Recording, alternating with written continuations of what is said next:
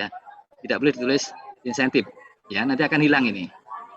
Nah, insentif ini nanti akan dianggarkan tersendiri oleh Pak Oki.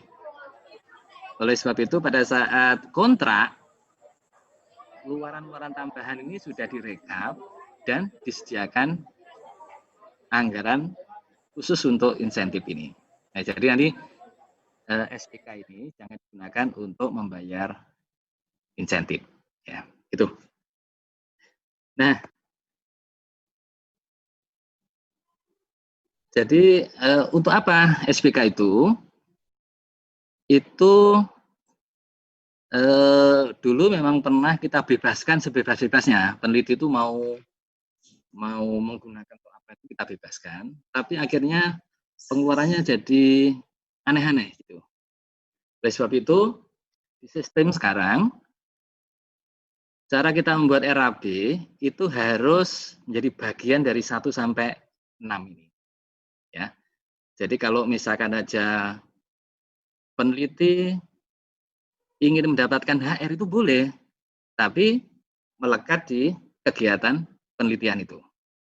Jadi misalkan aja peneliti melakukan survei lapangan, ya boleh sesuai dengan SBM, standar biaya masukan, membiayai peneliti untuk mengambil data dan sebagainya itu boleh sesuai standar. Jadi sebenarnya mendapatkan HR itu masih boleh dengan PMK ini. Ya.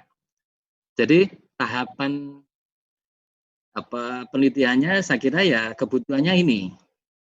Ya, silakan aja. Jadi kalau misalkan nanti keluarannya satu artikel di jurnal dan pada saat publikasi itu dibutuhkan dana untuk membayar ke publishernya, silakan dianggarkan. Kalau misalkan ikut conference, ya silakan dianggarkan, gitu ya.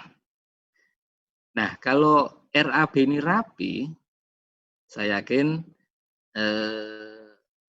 reviewer akan apa ya, punya impresi yang baik dan bisa punya feeling bahwa memang proposal itu disiapkan dengan baik. Oke, ini detailnya ya, silakan aja poin-poinnya ya.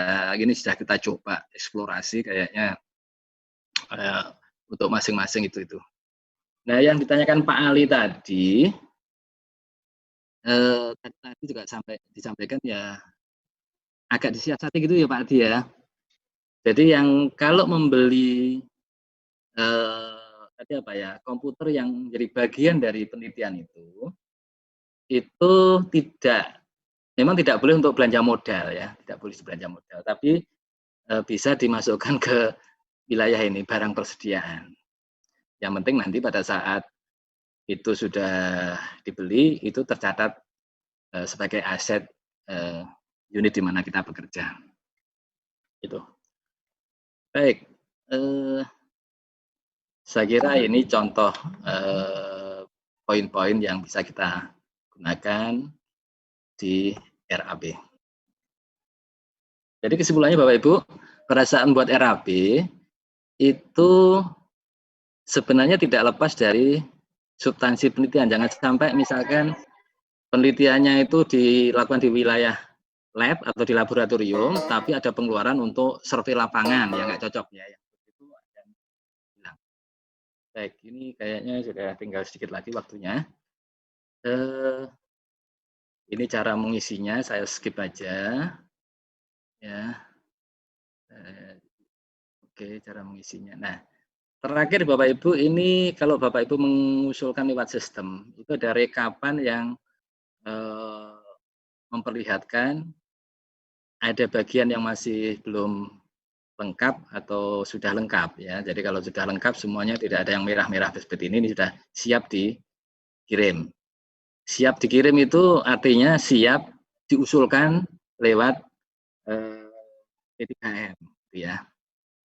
Terus oleh P3M diusulkan itu statusnya disetujui ya. Tapi ada yang menerjemahkan disetujui itu akan didanai ya.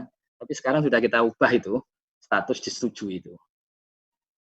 karena sudah ada yang syukuran juga itu disetujui gitu ya. Baik, jadi masih ada konfirmasi seperti itu. Oke, sedikit untuk penilaian proposal cepat saja. Yang ini sebenarnya juga harus diketahui di awal pada saat kita sebelum membuat proposal. Ya, jadi ini proses reviewnya.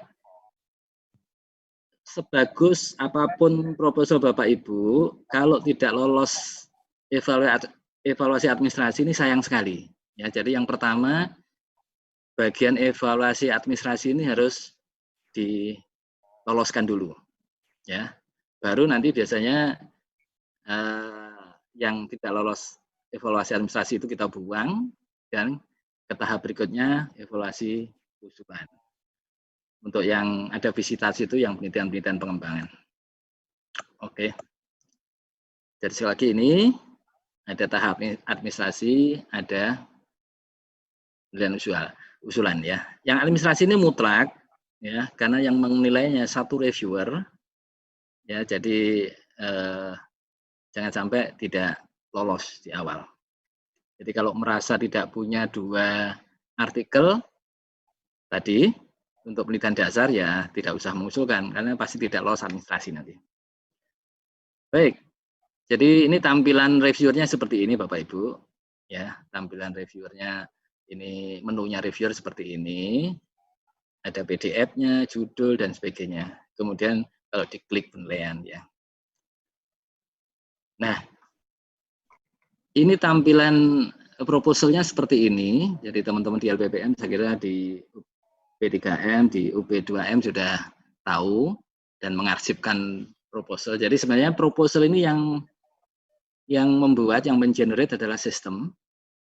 Dan ya kenapa kita desain, kita buat secara padat supaya membacanya juga mudah, mereviewnya juga mudah. Gitu. Nah, jadi sekali lagi evaluasi administrasi ini sebenarnya kita mengangkat kembali apa yang disyaratkan di setiap skema. Jadi kalau misalkan untuk penelitian dasar, ketua pengusul memiliki rekam jejak 2 publikasi, ya. Jadi reviewer itu hanya pilihannya hanya ya atau tidak, gitu. Dan kalau ada 1 poin saja yang tidak, maka proposal itu akan gugur. Seperti itu. Ya, penelitian dasar, penelitian terapan juga begitu, kita ikuti aja di skemanya itu. Dan pengembangan juga begitu. Oke, ini semua ada di sistem. Jadi terakhir disimpulkan, hasil review administrasi itu semuanya harus ya.